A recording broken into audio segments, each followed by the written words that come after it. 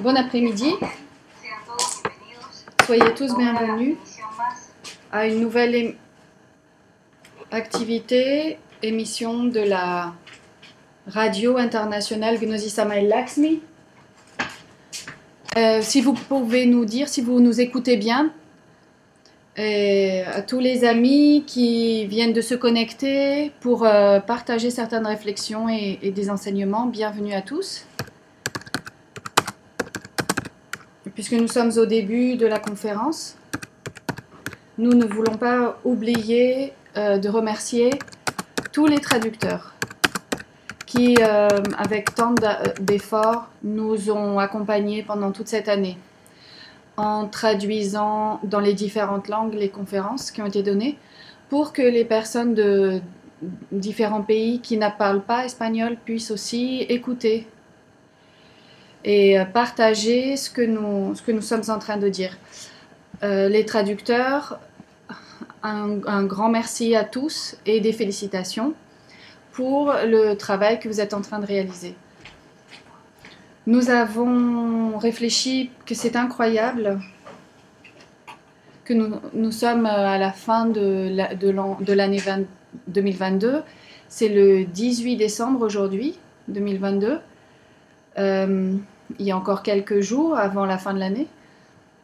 Et c'est pour ça que nous avons décidé de réfléchir ensemble sur certains thèmes importants, comme par exemple le destin de chacun d'entre nous. Donc si vous pouvez, s'il vous plaît, comme nous le faisons habituellement, si vous pouvez nous indiquer à travers le chat que vous entendez correctement, qu'il n'y a pas d'inconvénient, par exemple avec le volume, ni au niveau de la texture du son, si vous pouvez nous confirmer que ça va. Donc le thème d'aujourd'hui à propos du destin, nous trouvons que c'est un thème très important dans notre vie. Connaître notre destin, nous disions il y a quelques instants, c'est savoir quel est le but de notre vie. C'est très important. Parce que sinon, la personne, elle ne sait pas vers où elle doit se diriger, elle ne sait pas ce qu'elle doit faire. Donc, c'est la raison pour laquelle nous avons choisi comme titre de la conférence une question en latin qui est Quo vadis, c'est-à-dire, traduit en français, où vas-tu ? En fait, il y a différentes paroles dans différentes langues qui ont un grand poids. Même si on traduit le Quo vadis, ça perd un peu cette influence que cette phrase a dans notre conscience. Par exemple, nous connaissons tous le mot samsara. C'est comme une roue, nous la connaissons, c'est la roue de l'existence, l'illusion. C'est le fait d'être attaché à la chaîne évolutive et involutive. Et samsara, ça a une force en sanskrit. Maintenant, si nous allons à l'hébreu, ça n'est pas la même chose de dire Yod He Vav He que de parler du nom de Dieu. Les 4 lettres Yod He Vav He choquent la conscience sans que nous le sachions. La plupart du temps, cela découvre certains mystères pour nous. Par exemple, Kyrie eleison, traduit en français, c'est Seigneur et miséricorde, prends miséricorde, sois miséricordieux. Et ça choque aussi notre conscience. Et cela, même comme le Quo vadis, cela nous permet de nous éveiller même quelques instants pour que nous puissions nous demander où vais-je, où allons-nous, quelle est la direction de notre vie. La Bible a été traduite en différentes langues, entre autres en latin,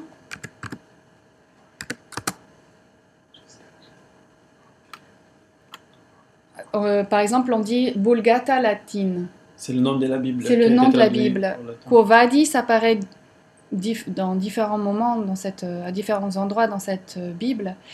Et par exemple, dans l'évangile de Saint Jean, dans le chapitre 13, versicule 36. Là, c'est un verset qui parle de la négation de l'apôtre Pierre. Quand ils étaient ensemble, Simon Pierre dit à Jésus, « Seigneur, où vas-tu » Et c'était quelques instants avant que le Christ soit emprisonné. Et Pierre lui dit, « Quo vadis, où vas-tu » Et Jésus lui répond, « Là où je vais, répond le Christ, tu ne peux pas me suivre maintenant, mais tu me suivras ensuite. Et Pierre lui dit, « Seigneur, pourquoi ne puis-je pas te suivre maintenant? Ma vie, je la donnerai pour toi. » Et Jésus dit, tu donneras ta vie pour moi?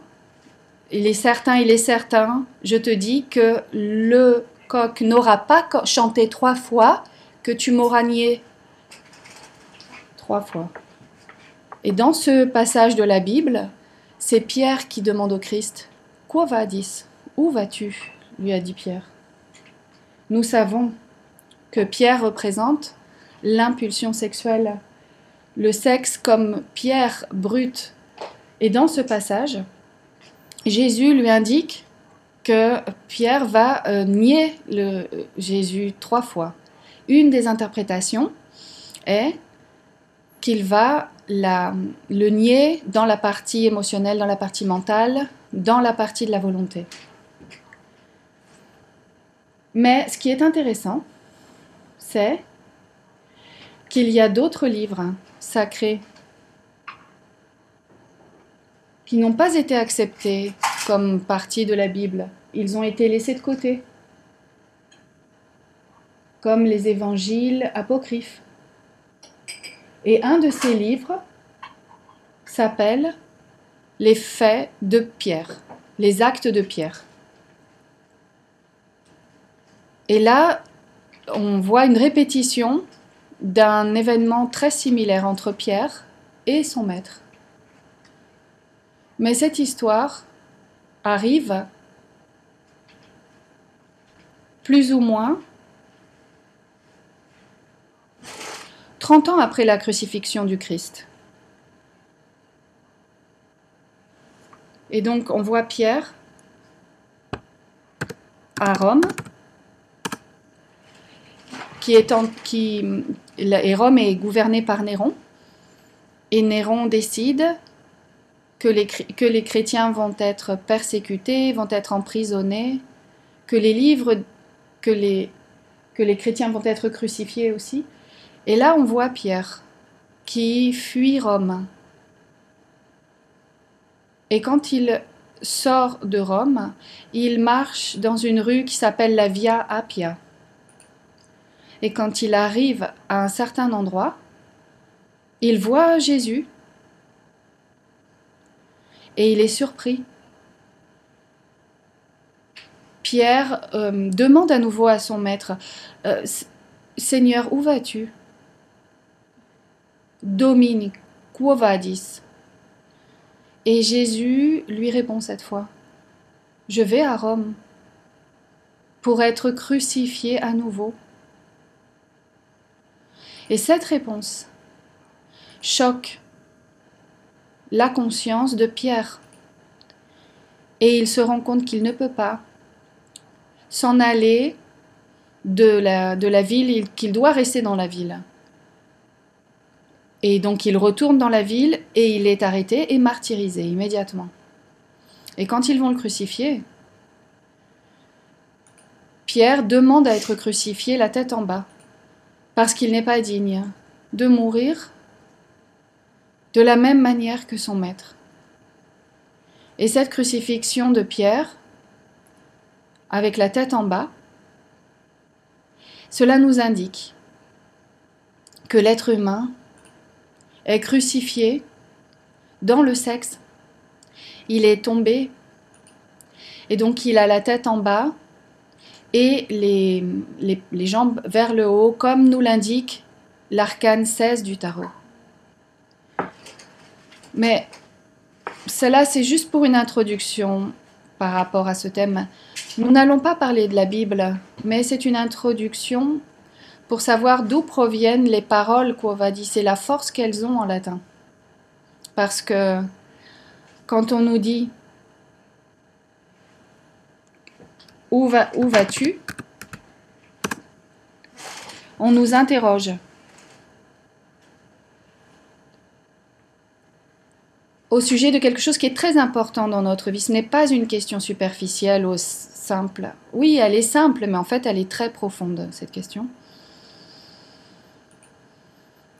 Donc la personne, lorsque nous naissons et ensuite nous devenons des enfants, nous nous développons comme des enfants jusqu'à 11, 12 ans peut-être, on ne se demande pas, on ne se pose pas cette question de la direction de notre vie, parce que nous sommes encore petits, mais quand nous arrivons à l'étape de l'adolescence,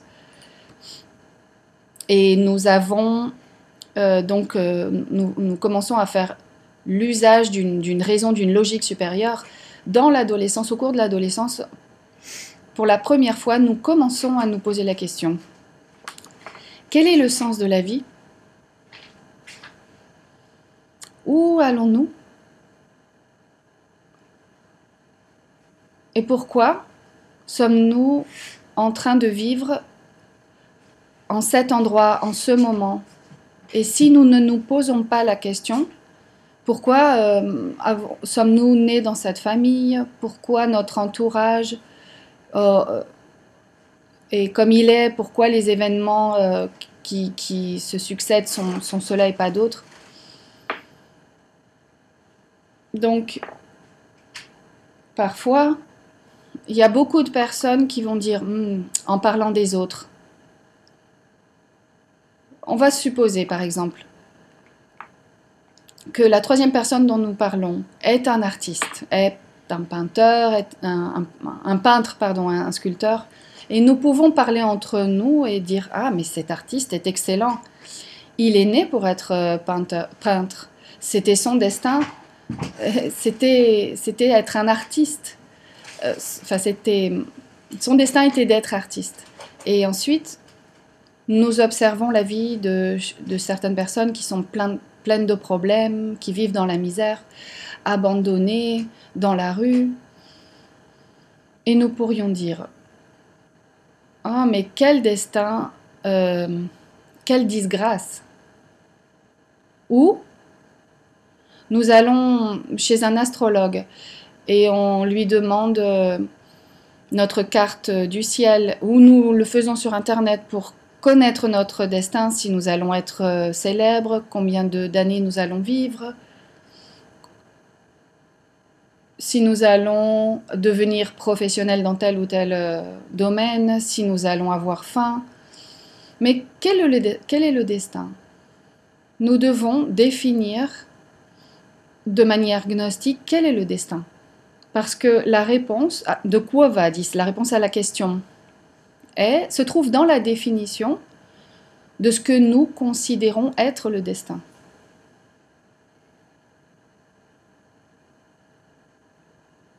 En revenant à l'adolescence,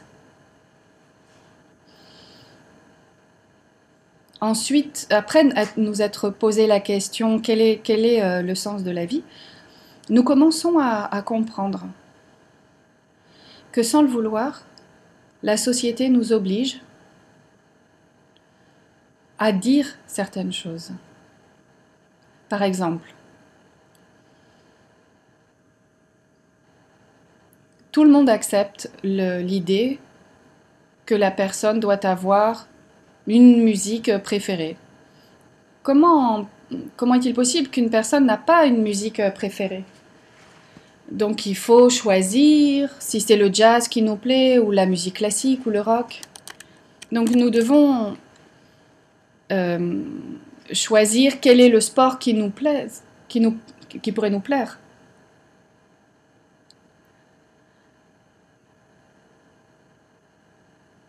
Par exemple, il est très commun que les personnes choisissent une équipe par rapport à une autre pour savoir qui va gagner le mondial. Il est très commun aussi que les gens soient sympathisants d'un certain parti politique. Et pour trouver notre vocation, parce que ça c'est quelque chose sur lequel j'ai beaucoup réfléchi, le thème de la vocation, comment pourrait-on découvrir notre vocation si nous ne nous connaissons pas nous-mêmes? Et donc il est aussi logique, dans le thème du destin, de pouvoir trouver un emploi, de pouvoir trouver une maison, de former une famille, de voyager, d'avoir une voiture, et peut-être même de pouvoir épargner de l'argent à la banque. Et tout ça. Tout cela, nous croyons que ça a à voir quelque chose avec notre destin, mais gnostiquement parlant, ça n'a rien à voir avec le destin. Ça, ce sont des événements de la vie.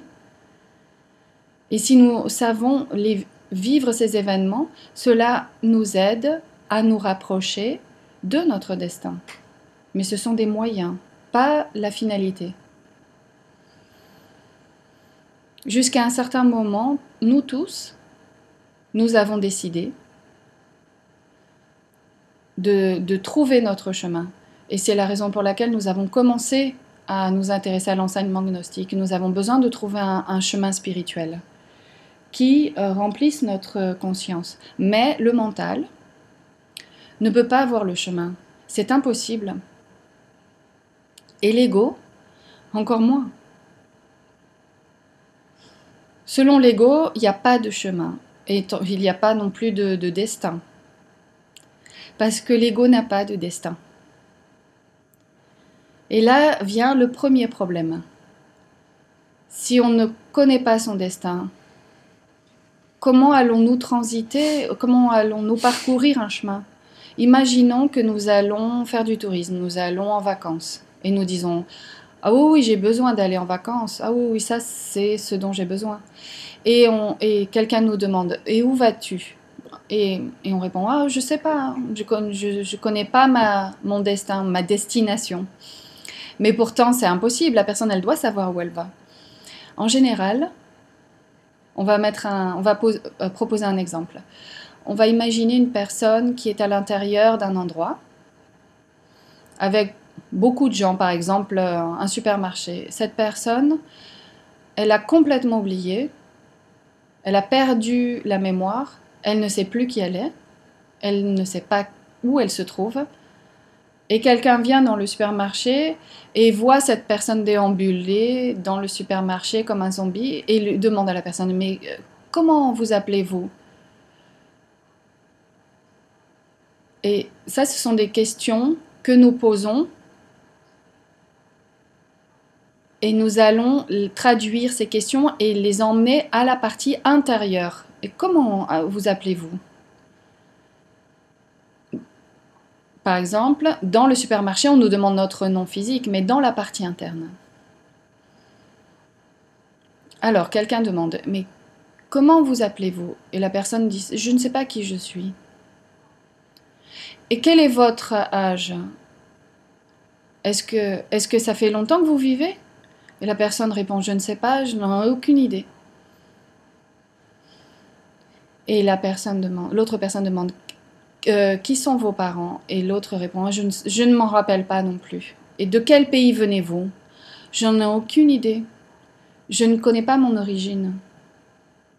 Bon, au moins, la personne demande qu'est-ce que vous faites ici?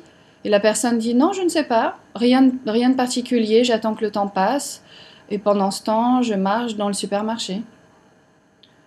Bon, mais au moins, quand vous allez sortir du supermarché, où voulez-vous aller? Et la personne répond ah, je n'ai aucune préférence, je n'ai pas d'idée, je ne sais même pas où je peux aller. Et qu'est-ce qu'on fait avec une personne comme ça? Bien sûr, c'est un exemple très extrême, mais c'est impossible d'aider cette personne. La première chose, c'est d'aider la personne à récupérer la mémoire ou de contacter un de ses parents, une personne de son entourage pour qu'elle puisse venir l'aider. Mais c'est la situation dans laquelle nous nous trouvons en général, ou en tout cas, pour ne pas nous mettre dans cette situation, c'est l'humanité qui se trouve dans cette situation, pour être un peu plus optimiste. C'est-à-dire, c'est l'humanité qui est concernée par cette situation. Donc l'humanité, elle monte, elle descend, elle achète, elle vend. Mais les gens n'ont pas de destin et ne connaissent pas leur origine. En préparant la conférence, m'est venu à la mémoire ce qui est arrivé il y a quelques semaines et qui est apparu dans les journaux de tous les pays du monde. Un phénomène très bizarre est arrivé avec des animaux sur la planète. On va dire des troupeaux de chevaux, de moutons qui ont perdu le nord, qui ont perdu leur sens de l'orientation et qui ont commencé à tourner en cercle. Quand ils font cela habituellement, ils ne peuvent plus s'orienter correctement. Ils le font sans s'arrêter. Ils ne mangent pas, ils ne se reposent pas, ils ne s'arrêtent pas. Et peuvent même tomber morts à cause de la fatigue, par le fait de tourner sans s'arrêter.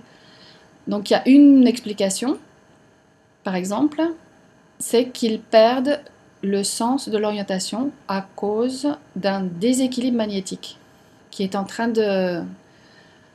d'avoir lieu. Donc ils perdent le nord, ils ne peuvent plus s'orienter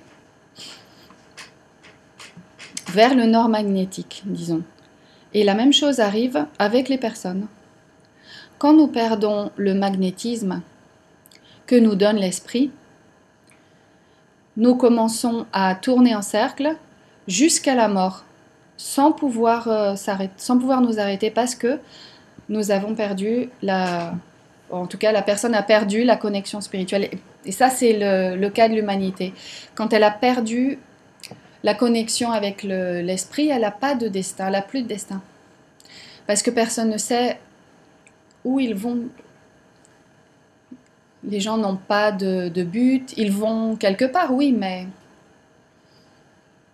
mais cet endroit est lié à la désintégration.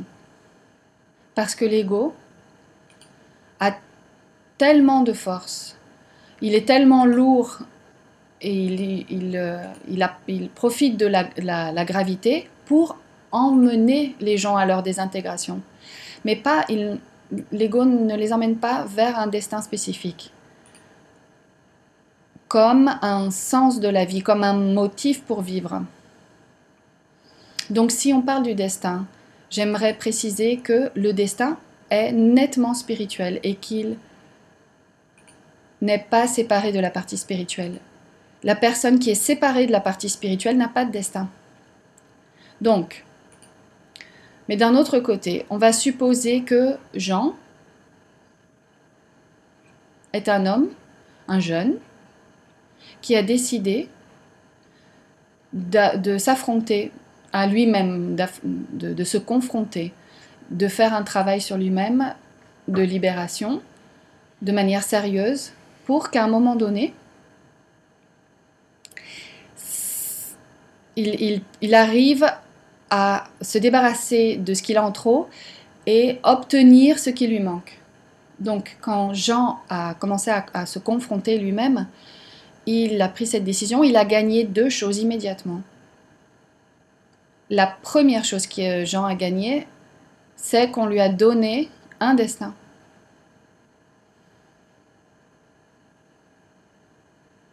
Parce que nous devons gagner le droit d'avoir un destin.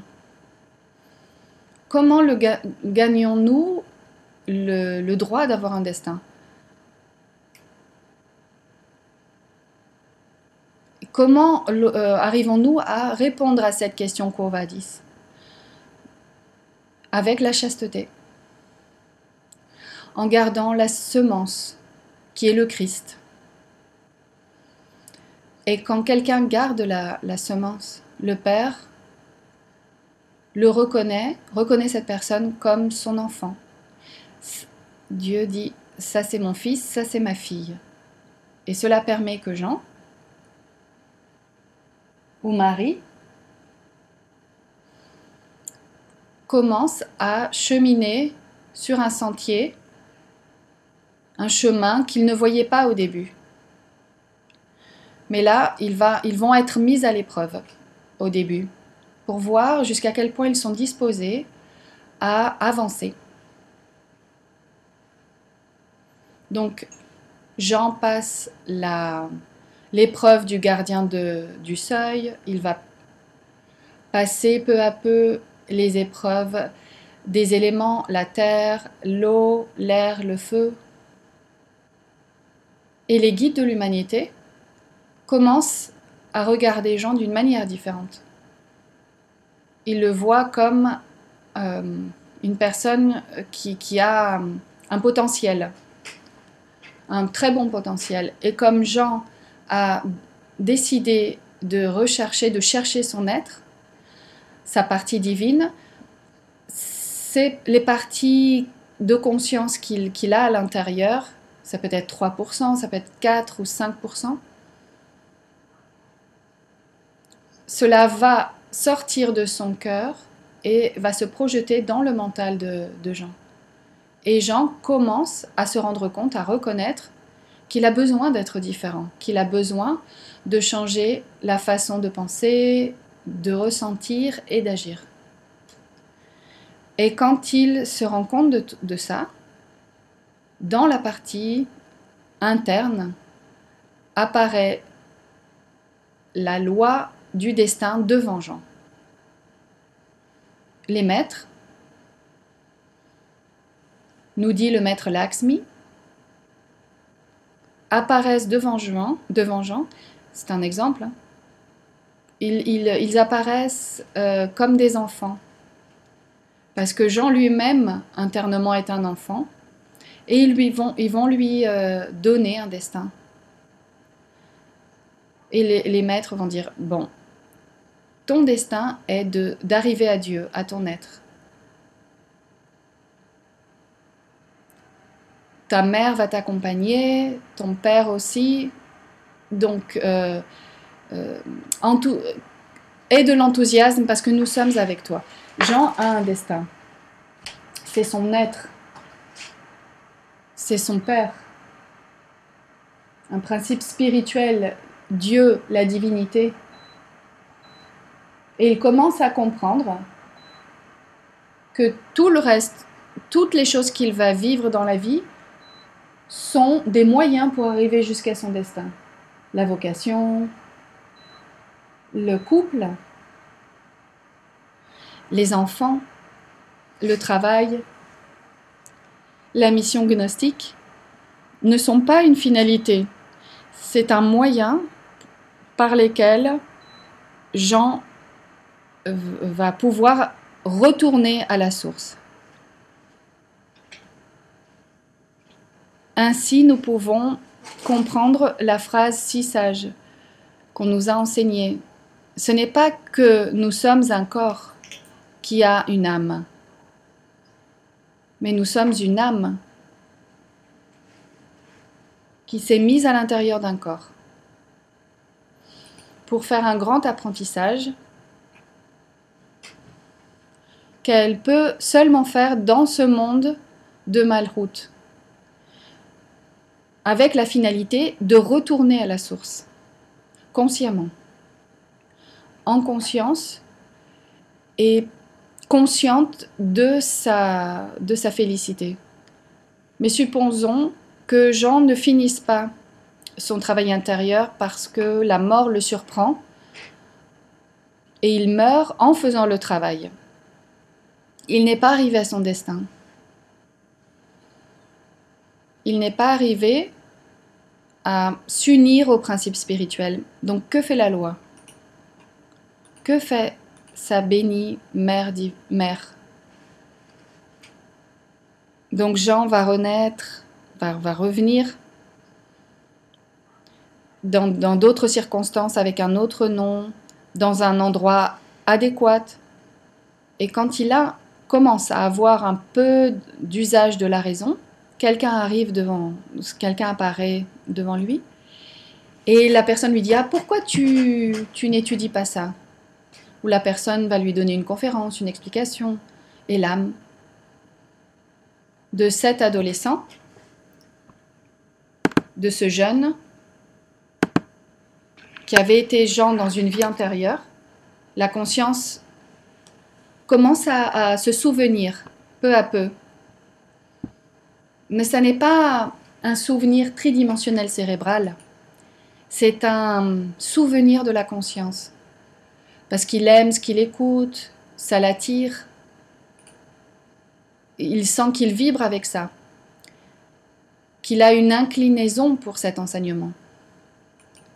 Et c'est là qu'immédiatement, il retrouve son destin, un destin qu'il a choisi dans une vie antérieure. Et ça, c'est tellement important que si nous avons la grâce d'avoir connu ou de connaître l'enseignement dans la jeunesse, au cours de notre jeunesse, il ne faut pas perdre cette opportunité.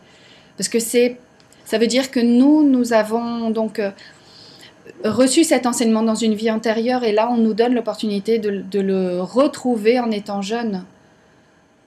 Ça veut dire qu'on connaît le chemin depuis le début de notre vie pratiquement. Donc, il ne faut pas perdre cette opportunité.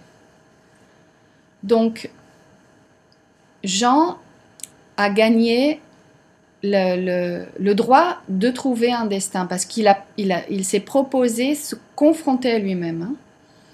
Et la deuxième chose qu'il a gagnée, c'est le droit d'avoir un karma. Il a gagné le karma.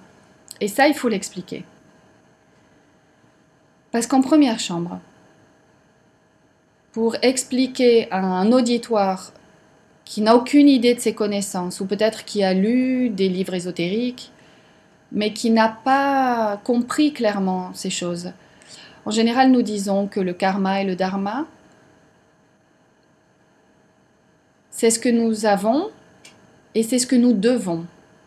Le dharma, c'est ce qui nous arrive de bien dans la vie, et le karma, c'est tout ce qui nous arrive de mal dans la vie. Et les bonnes conséquences, c'est pour le dharma, les mauvaises conséquences de ce que nous faisons, c'est le karma. Et ça, ce sont des connaissances basiques de l'enseignement gnostique. Mais si nous voulons aller à un deuxième niveau, un troisième niveau de l'enseignement, il faut comprendre que gagner un karma, c'est un droit. Parce que quand on dit à Jean, là tu as un destin, c'est ton être, on lui montre également, sur son chemin, une balance. Et les guides de l'humanité expliquent à la conscience de Jean, mon enfant, cette balance, c'est ta vie,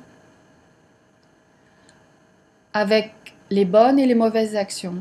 Et ça, c'est une balance qui est pas du tout à niveau. Donc, il va falloir que tu fasses quelque chose pour niveler ces plateaux. Et pour qu'il y ait même plus de poids au niveau du plateau des bonnes actions sur cette balance. Et nous allons t'aider pour que tu puisses y parvenir. Donc, le chemin devient... en fait, il va devenir... il va y avoir beaucoup on va dire, de tournants. Parfois, il est accidenté. En fait, il va être nivelé, le chemin. Parfois, Jean se sent très inspiré sur le chemin. Mais à certains endroits, il va falloir faire attention parce qu'il va y avoir des descentes, des moments difficiles, des moments douloureux.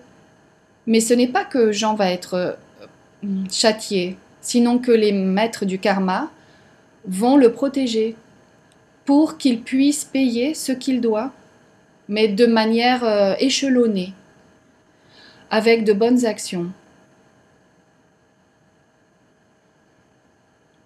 Et si nous parlons qu'il faut payer et que l'on doit quelque chose, là, il faut réfléchir aussi un peu au sujet des voleurs. Quel voleur est capable d'accepter qu'il doit quelque chose, qu'il a une grande dette, parce qu'il a réalisé de mauvaises actions, parce qu'il a volé quelqu'un? Non, il doit rendre ce qu'il a volé. Mais il n'y a presque aucun voleur qui va accepter ça. En fait, ils volent et ils gardent ce qu'ils ont volé, le larcin. Mais le karma permet de payer peu à peu, graduellement, ce que la personne doit. La personne doit se rendre compte. La personne doit se rendre compte qu'elle a des dettes et qu'elle doit payer. Et si elle est sur un moment du chemin avec telle ou telle circonstance, il doit comprendre qu'il doit quelque chose. Si le chemin est bon, si le chemin est agréable, c'est parce qu'il l'a gagné. Mais si le chemin à un moment donné est très nivelé, très, très difficile, c'est aussi ce qu'il a gagné. Donc tout ça permet que la personne, en continuant à cheminer malgré tout, arrive à son être. Et donc, il y a des possibilités de payer ce que l'on doit. Il y a le divin daimon à ses côtés qui lui dit quels sont les défauts qu'il faut qu'il élimine. Et là, il y a la mère divine qui aussi, à ses côtés, va éliminer, va tuer ces délinquants, ces voleurs qui ont commis tous ces actes criminels. Ne confondons pas donc le karma avec le châtiment. Le karma n'est pas un châtiment. C'est une erreur. Parce que si nous le voyons comme un châtiment, ça veut dire que nous ne voulons pas payer ce que nous devons. Nous pensons que c'est quelque chose d'injuste. Les maîtres de la loi sont les personnes qui sont chargées de donner à chacun ce qu'il mérite. Quand il y a des grandes manifestations de certains peuples qui demandent la justice, le peuple demande justice. Il est demandé qu'on n'enlève pas ce qui appartient à Jean, mais qu'on ne donne pas non plus à Jean des choses qui ne sont pas destinées à Jean. En fait, le karma, il est là pour donner à chacun ce qu'il mérite. Le châtiment, c'est autre chose. Le châtiment, c'est l'ego qui va le proportionner. C'est l'ego qui va l'offrir.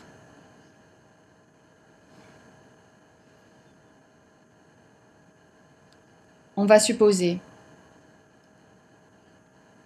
Il y a un moi qui appartient à Alvaro.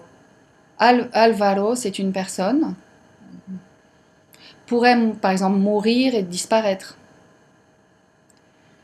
Mais quand le moi d'Alvaro revient dans une autre existence, il sait très bien que Jean lui a fait quelque chose dans une vie antérieure. Et Alvaro va chercher Jean dans cette nouvelle vie pour lui demander de payer ce qu'il lui doit. Ça, c'est la loi du talion, œil pour œil, dent pour dent.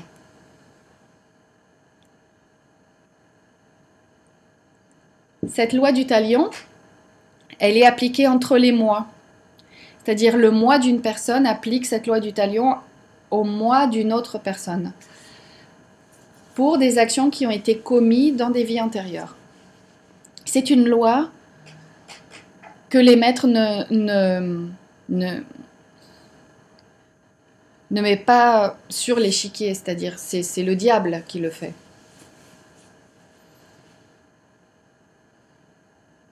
Jean a volé Alvaro.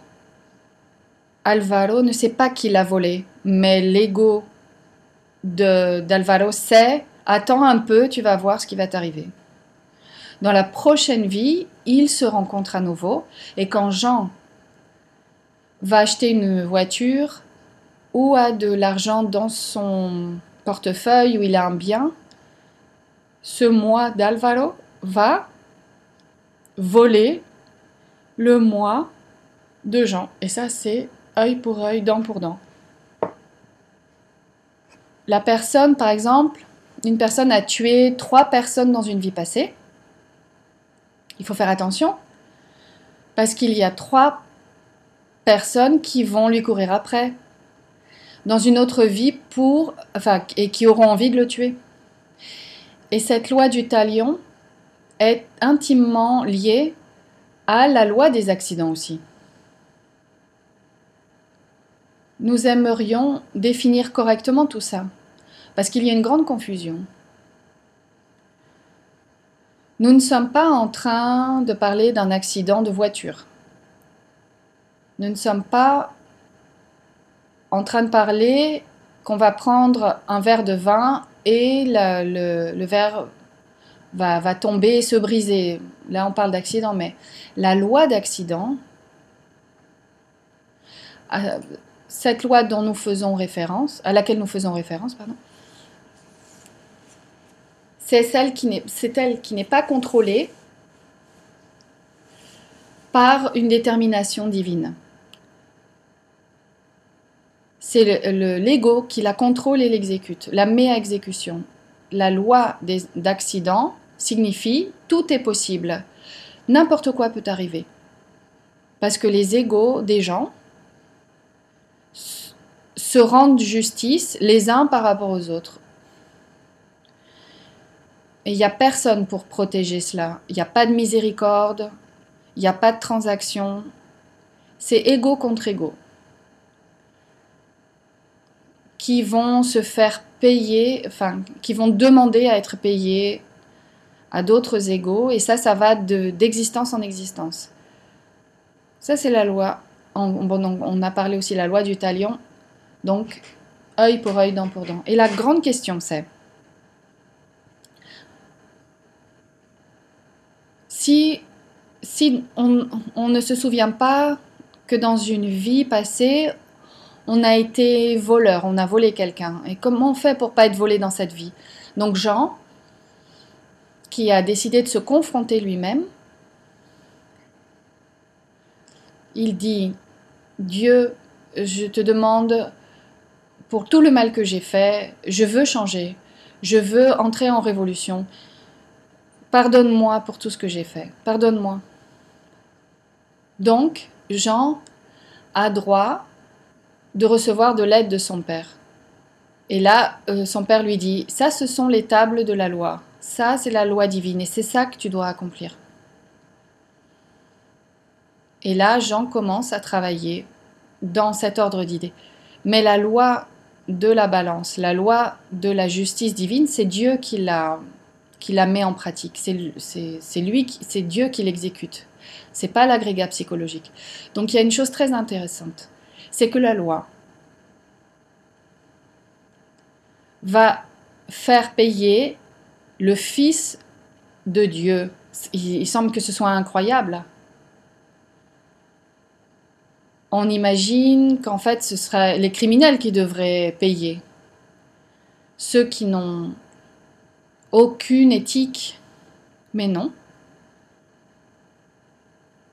La loi demande que le Fils de Dieu paye.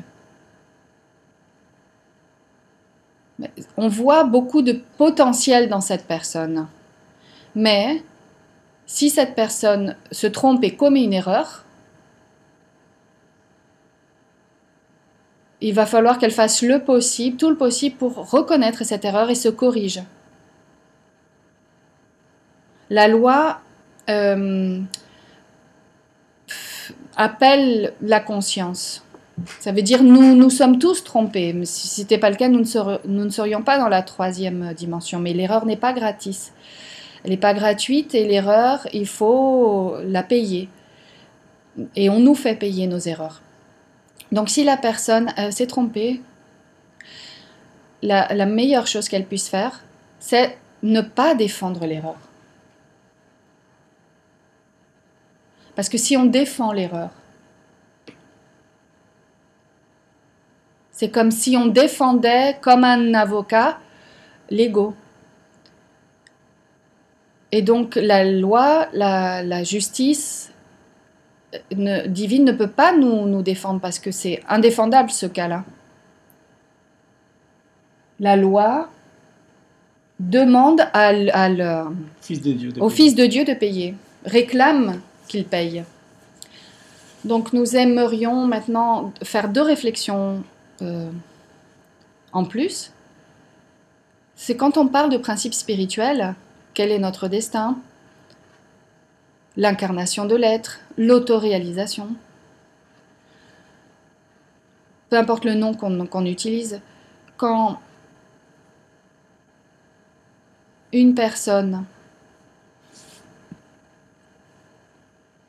est unie encore avec son intime, quand elle est encore unie à son intime, quand il y a une connexion,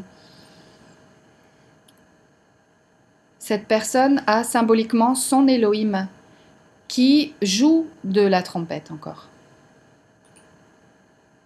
Nous voyons qu'il y a beaucoup de tableaux qui sont peints de manière à montrer un ange qui joue une trompette, qui va annoncer quelque chose, et qui sont entourés d'enfants, ou qui sont même des enfants, et qui sont comme en train de protéger quelque chose. C'est une vibration, c'est une fréquence, une note clé, une note synthèse. Parce que tout dans l'univers est son. Chaque personne a une. Chaque personne a un son, chaque personne a une note spécifique, comme un son spécifique. Si la personne est unie à son être et meurt, et a le droit à une autre vie,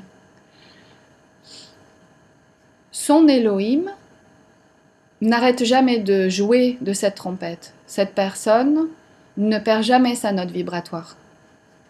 Parce que c'est ce qui va lui donner le droit de naître à nouveau, bien sûr avec un autre corps, avec la même fréquence. Ça veut dire qu'il y a un espoir que cette personne arrive à son objectif. Et l'Elohim intérieur, c'est une partie de l'être. Quand l'Elohim joue cette fréquence, cela fait qu'il y a obéissance à la loi du karma, à la loi du destin. Et donc, qu'est-ce qui arrive? Si la loi du karma décide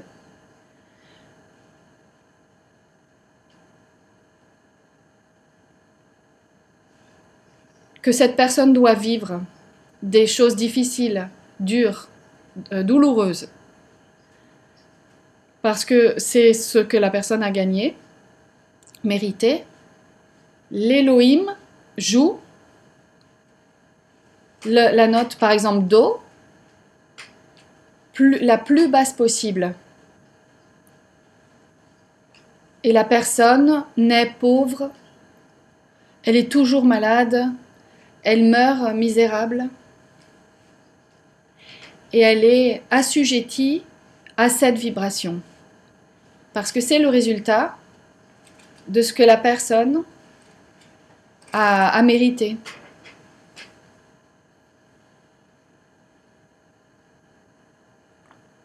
Mais si l'Elohim joue la note Si, ou la note La, plutôt la note La, la personne va vivre en pleine félicité, abondance, parce que l'Elohim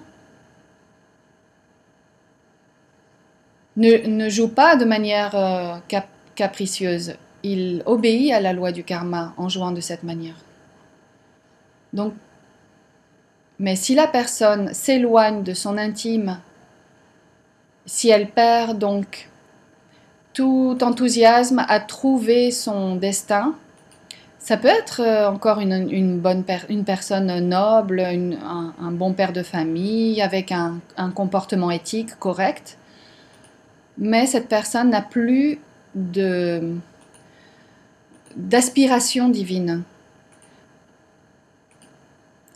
Elle rejette tout ce qui sent la spiritualité, tout ce qui a un arôme à spiritualité. Donc l'intime va s'éloigner de cette personne parce qu'il n'y a plus rien à faire. L'intime ne peut plus faire en sorte que son enfant sente qu'il doit accomplir un travail, réaliser un travail spirituel. Donc l'Elohim met symboliquement sa trompette sous le bras et se retire en pleurant, en informant à l'intime que voilà, son enfant s'est retiré du chemin. Et il n'y a plus rien à faire, parce que la note vibratoire qui unit la personne à son intime a été coupée. Et qu'est-ce qu'il faut faire pour continuer à avoir cette connexion, pour pouvoir arriver à bonne destination, arriver à vivre son destin, à pouvoir répondre à la question Quo Vadis, au fait que nous voulons arriver à la demeure du Père. Il faut vivre en équilibre, dans le sens de notre vie individuelle, dans le sens de la vie de la planète, pour que l'Elohim n'arrête jamais de jouer cette note et que la personne ne devienne pas un quaternaire. Et donc il faudrait se demander à soi-même en ce moment, là où il y a en ce moment le plus de problèmes, où on a le plus besoin d'une assistance, comment font les gens pour trouver un enthousiasme, un motif pour vivre, sans avoir un objectif spirituel? Comment font-ils pour vivre sans destin et supporter tout ce qui est en train de se passer sans savoir qu'il faut revenir à la source et que nous avons pris un corps physique pour apprendre, pour passer des événements, des situations difficiles et d'autres exaltées, avec l'objectif de devenir conscient et de revenir à notre origine.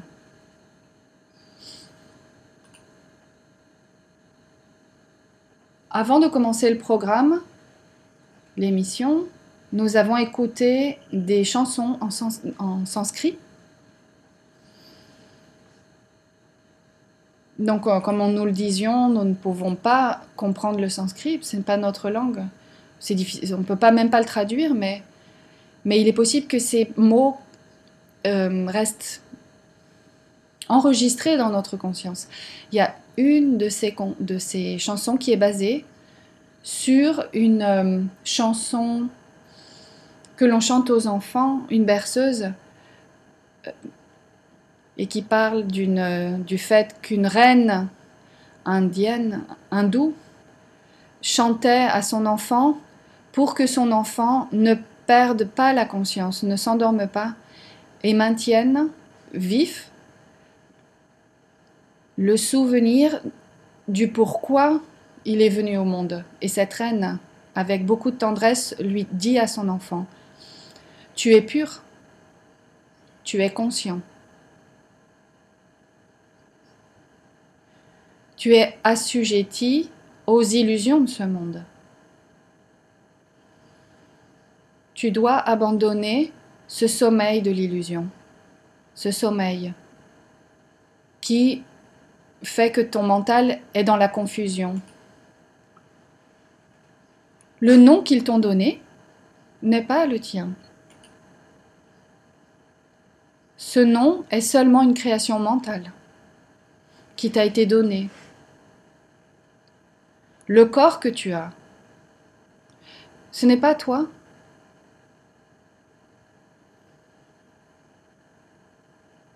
Les qualités que tu crois avoir ne sont pas les tiennes. À l'intérieur de ton corps, qui est comme une carapace, ton être demeure constant. Ne fais pas de confusion entre toi et ton corps.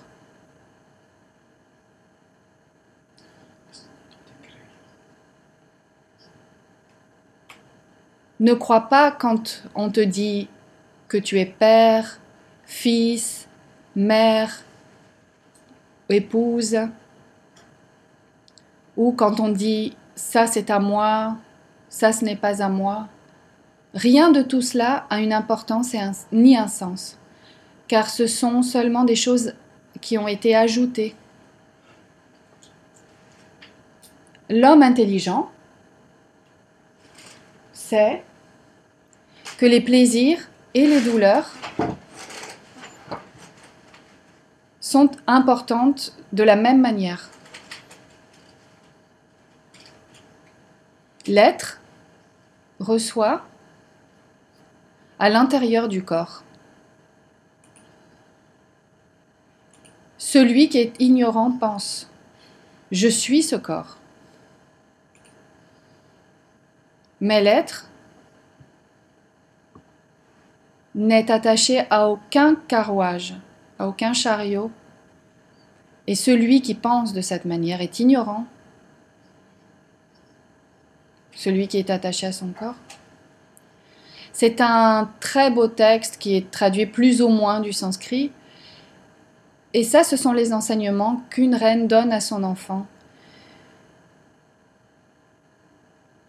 Et c'est pour cela, quand nous commentait le maître Lakshmi, qu'un être qui vient à accomplir une mission dans le monde physique, depuis l'Olympe ou dans l'Olympe, chaque dieu va participer à une chaîne où des dons vont être donnés à cette personne, pour que cette personne n'oublie jamais ce qu'elle est venue faire, pour qu'elle ne soit pas bercée d'illusions. Toutes les illusions et les choses qui ne perdurent pas dans la vie.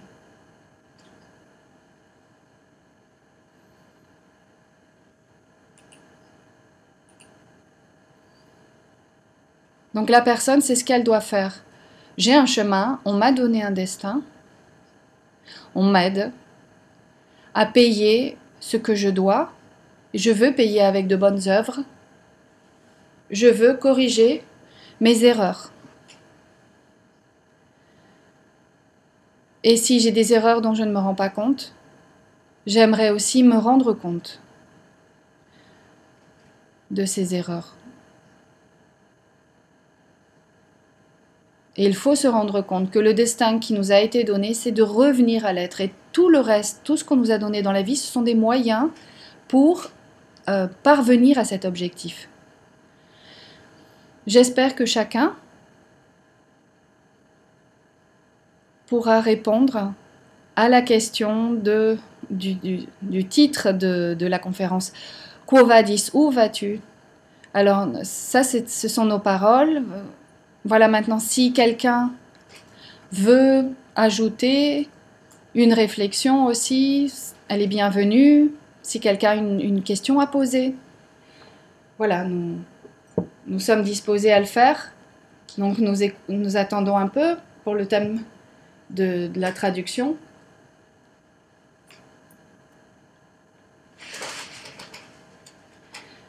Parce qu'il y a toujours un délai entre l'émission de la radio et la réception. Apparemment, il n'y a pas de questions.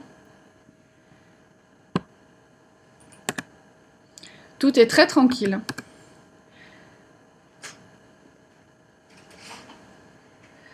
Alors, je ne sais pas. Ou alors, tout le monde est endormi. Ou alors, il n'y a rien qui... Il n'y a rien qui bouge là.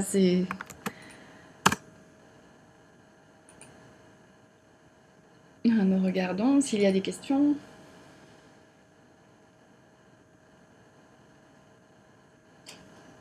Il y a une question.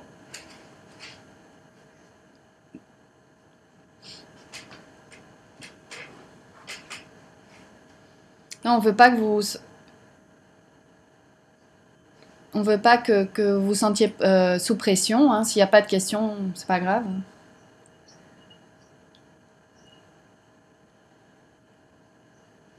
Maître, qu'est-ce qui se passe avec les Elohim qui s'éloignent des personnes qui ne sont pas connectées à l'intime? C'est ce que dit le maître Lakshmi. Que les Elohim s'en vont et pleurent parce qu'ils restent comme dans un espèce de stand-by, dans une pause, parce qu'ils vont devoir attendre.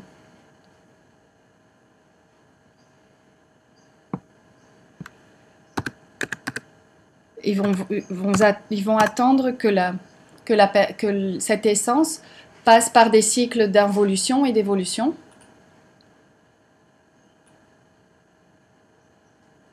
Pour avoir ensuite une autre opportunité de prendre un corps dans la roue du samsara pour faire ses apprentissages.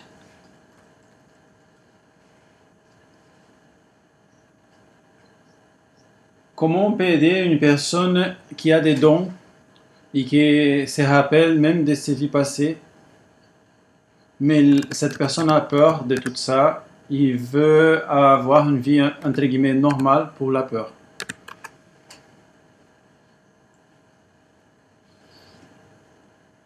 Ça n'est pas facile d'être clairvoyant.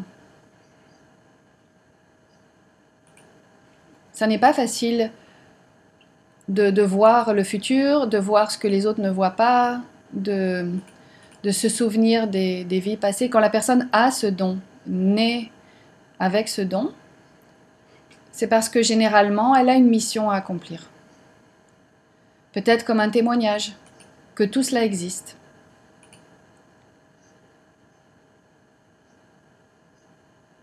Mais seule, sans connaissance, c'est très difficile qu'elle puisse y parvenir, cette personne. Donc, comment pouvons-nous l'aider? Lui expliquer tout ce que nous savons, tous ces enseignements, parce que la personne doit créer une structure psychologique, interne.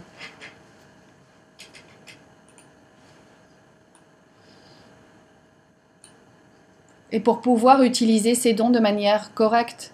Donc, il faut... Pour aider cette personne, la traiter de manière normale. Comme n'importe quelle autre personne. Parce que ça, c'est quelque chose que parfois nous ne comprenons pas. Il se peut qu'on fasse beaucoup de mal à quelqu'un quand on leur dit de leur vie antérieure sans qu'il soit... Enfin, on peut faire cela peut brûler la personne. Et il va falloir payer un karma très sérieusement. Si la personne va avoir accès à cette information, qu'elle a eu des vies antérieures, et si elle n'est pas préparée à recevoir cette information.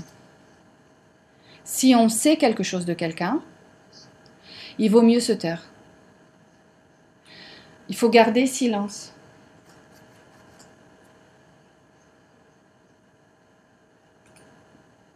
Et quand on considère que la personne, elle, en tout cas quand la loi voit que cette personne est préparée, quelqu'un va le faire pour elle. Quelqu'un va lui dire. Mais l'erreur que nous commettons, c'est de vouloir faire les choses de manière trop rapide.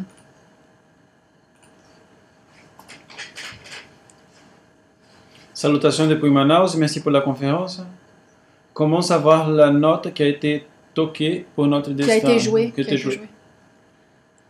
On ne sait pas exactement quelle note a été jouée, mais on en a une idée, parce que si la personne vit dans la misère, si la personne vit dans la... ou si la personne ne se trouve pas dans la rue, si la personne ne vit pas dans la rue, si elle n'est pas dans la misère, ça veut dire que la note Do, la note Ré n'a pas été jouée. Mais si la personne vit dans la félicité, c'est peut-être le La ou le Si qui a été joué. C'est de cette manière qu'on peut se rendre compte, plus ou moins, où nous nous trouvons. Si nous nous trouvons au milieu ou à un niveau supérieur. Horace Noran dit merci beaucoup pour les réflexions, nous ont beaucoup aidé. Anna, Anna, qu'est-ce qu'on peut faire si on comprendra à la fin ce qu'on a fait quelque chose jusqu'ici, que ce n'était pas vraiment son chemin? Si on a vu qu'on a raté les chemins qu'il devrait faire, est-ce qu'on peut demander de le retrouver dans une nouvelle ville? Nous allons préciser quelques concepts. Quel est le destin? Nous disons que le destin d'une personne qui se confronte à elle-même est arrivée à Dieu. Et dans ce destin, c'est un chemin qui apparaît, le chemin qui va nous conduire à notre être. Personne ne marche sur un sentier qui n'est pas le sien, c'est impossible. C'est impossible. Même si nous voudrions marcher sur le sentier qui n'est pas pour nous, qui ne nous revient pas, c'est impossible. Nous marchons toujours sur le chemin qui est pour nous. Si nous voudrions que notre chemin soit différent, on peut essayer de le changer, mais le chemin sur lequel nous marchons, c'est le nôtre. Ce n'est pas celui de quelqu'un d'autre. Si nous avions la possibilité de marcher sur le chemin de quelqu'un d'autre, nous voudrions tous marcher sur un chemin de rose, d'exaltation, de célébrité, et ça non, c'est pas possible. Le chemin que tu parcours aujourd'hui, c'est ton chemin. Maintenant, il nous faut apprendre à agir en fonction des événements qui se présentent. Et ça, c'est quelque chose de différent. David Gadalhar demande pourquoi il y a des personnes qui sont nées d'une grande richesse et qui sont des gouverneurs, qui sont des gens qui amènent l'humanité loin de l'esprit. En premier lieu, il y a différents points, différents thèmes dans cette question. Nous nous trouvons à la fin des temps. Et la loi donne à chacun ce qu'il mérite. Et parfois, si nous voyons des gens qui ont beaucoup d'argent, mais qui sont des personnes vraiment mauvaises, on se demande pourquoi ils ont de l'argent. Parce que peut-être la loi rend à cette personne en une seule fois tout ce qu'elle a fait de bien dans d'autres vies. Ce que nous voyons de l'extérieur, c'est peut-être quelque chose que nous voyons comme quelque chose de bien, mais ça peut être aussi la possibilité pour la personne, en tout cas le résultat va faire qu'elle va arriver plus rapidement à l'abîme. Ça semble être bien dehors. Et pourtant on le voit comme quelque chose de bien, de correct, Ce que nous appelons en première chambre le karma mondial est une chose. Ces dettes au niveau de l'humanité et mondiale, elles doivent être payées parce que on est arrivé au bout du rouleau. Donc il y a des gens qui sont vraiment au pouvoir, qui ont le pouvoir et qui font que les autres paient le karma qu'ils doivent. Et donc on parle d'un niveau global, il n'y a pas d'échappatoire. Il y a une échappatoire seulement au niveau individuel, mais pas au niveau de la masse. Mathieu de l'île Réunion dit une question au sujet de la loi de Talion. Est-ce qu'on peut travailler en ego en commun où nous sommes avec un conflit?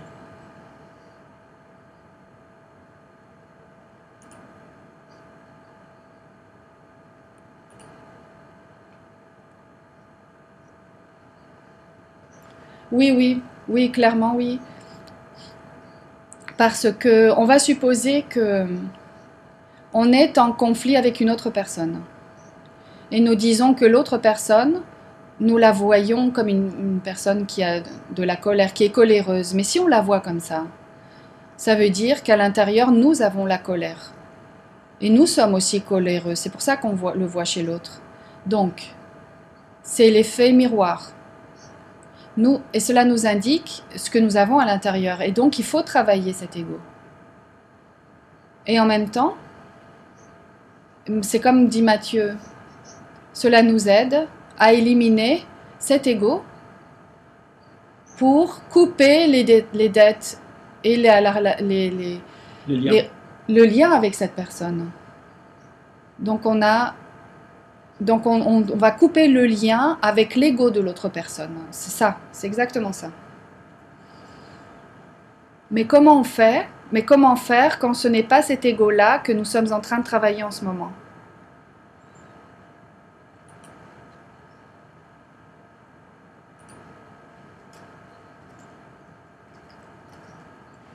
Comment on va faire quand... Non, la maîtresse, elle ne comprend pas la question.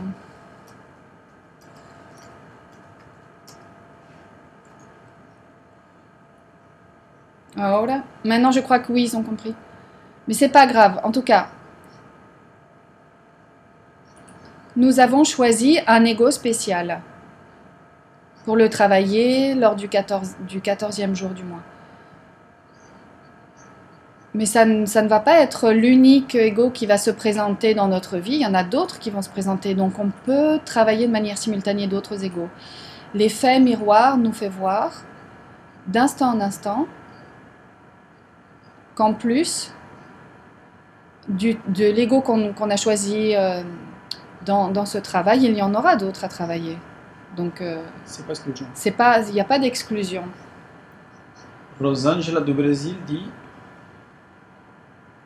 comment savoir qu'est-ce qu'on doit faire pour payer les karmas?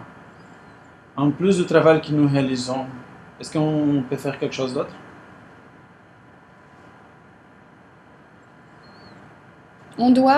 Elle est bien cette question. Comme on ne se souvient pas des vies antérieures, on ne sait pas ce qu'on doit. C'est pour ça que la loi du karma nous protège. De manière à payer, de manière échelonnée, peu à peu.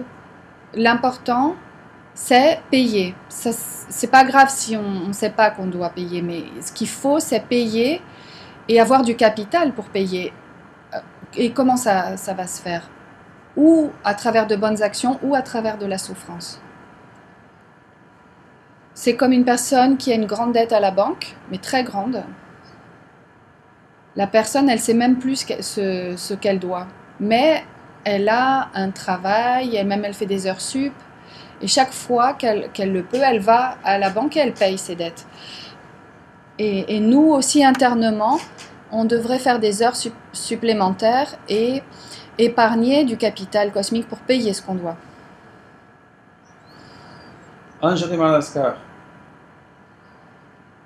La loi des référentiels d'accidents sont les mêmes choses? Non. Oui et non, ce sont deux choses différentes. Elles sont liées, les deux lois, mais ça n'est pas la même chose. La loi de récurrence fait que nous répétons les mêmes événements de vie en vie, et pour une question d'attraction égoïque, psychologique, nous rencontrons les mêmes personnes. Ça veut dire les personnes avec lesquelles on a eu des relations, on a vécu des événements avec ces personnes dans des vies passées. La loi des accidents signifie qu'en plus du fait qu'on retrouve les personnes à qui on doit quelque chose, l'ego de ces personnes, si nous ne sommes pas protégés, ces personnes peuvent nous faire payer les dettes à n'importe quel moment, de n'importe quelle manière. Il n'y a pas de protection et il n'y a pas d'échelonnement de paiement. Là, c'est sauf qui peut. Ça, c'est la loi des accidents. David du Brésil, Fortaleza. Il y a les cas des étudiants gnostiques qui reçoivent des messages de maîtres de dimension supérieure. Il les dit que dans la vie actuelle, ils peuvent uniquement évaluer un pourcentage spécifique de conscience et qu'ils ont uniquement le droit d'élever les Kundalini dans une ou notre corps. Cet message, c'est définitif. Comment on peut payer les karmas? C'est le destin. Attention. Attention. Faites très attention avec ça. Parce qu'il faut à nouveau se poser la question, quo vadis? Où tu vas? Où vas-tu? Qui est ce maître qui est en train de donner ces messages? Parce que là, on peut tomber dans le médiumnisme. On peut tomber dans le thème de messages qui sont envoyés par l'ego de personnes désincarnées et qui se font passer pour des maîtres. Faites très attention avec ça. Il faut éveiller la conscience. Parce que ces messages peuvent nous dévier du chemin. Et la personne peut croire qu'elle est encore sur le chemin correct, mais en fait, elle va arriver très loin de son destin. Faites très attention avec ça.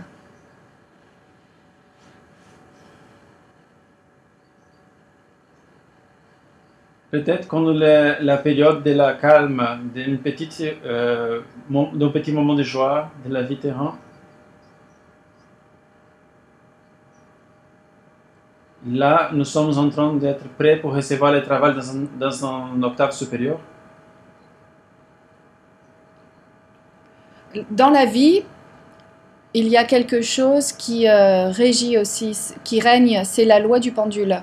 Parce que quand on a beaucoup de triomphes à un moment donné, des moments d'exaltation, que ce soit matériel ou spirituel, que ce soit des moments d'inspiration, de félicité, il faut faire attention, il faut se préparer parce que ce pendule, il va revenir à l'endroit opposé et là, il va y avoir des moments difficiles, de douleur, de confusion. Donc si la personne reçoit avec une élévation dans son état d'âme, les moments difficiles, les moments de douleur, ça veut dire qu'elle est prête, cette personne, aussi à recevoir le travail dans une octave supérieure.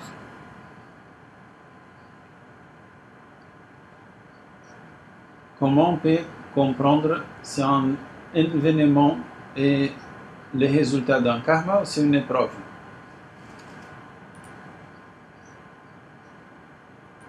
Ça n'a pas d'importance si c'est par karma ou si c'est une épreuve.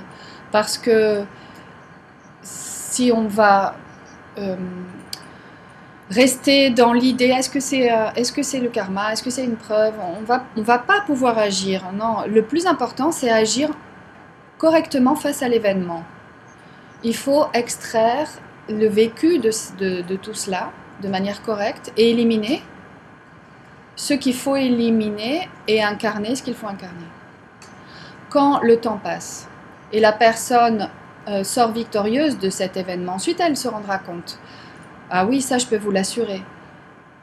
Après un certain temps, un bon temps même, la personne elle va comprendre si c'était pour karma ou si c'était une épreuve. Mais au moment où ça arrive, c'est pas grave de savoir ça. Il faut simplement savoir agir en fonction de notre conscience. Et le temps ensuite nous donnera cette information. Urania demande comment on peut comprendre l'objectif de l'être d'une personne.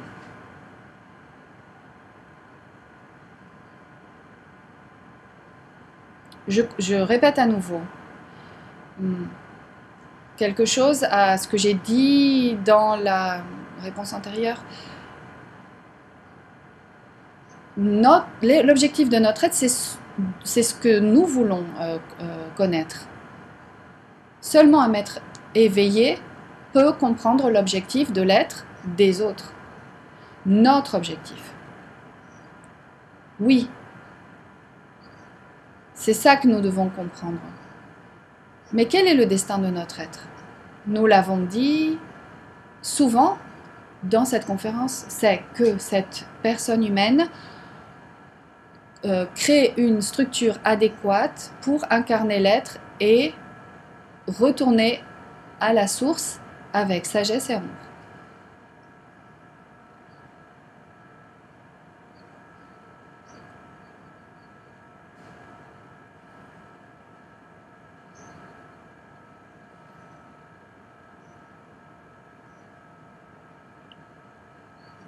Maître, quand l'Elohim s'éloigne et arrête de jouer sa trompette. C'est ça que le maître Lakshmi appelle une maison vide. Oui, oui, c'est ça, la maison vide.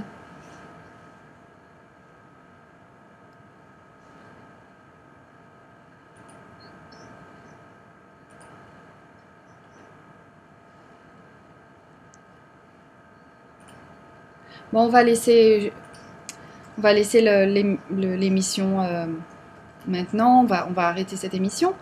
On vous souhaite un bon dimanche, en espérant que les fêtes de la nativité qui s'approchent soient de grands bénéfices pour tous dans la partie interne et que nous puissions la fêter en donnant un pas en avant pour accomplir le destin dont nous avons parlé. Bon dimanche à tous et nous nous retrouverons au travers de la web radio l'année prochaine, 2023.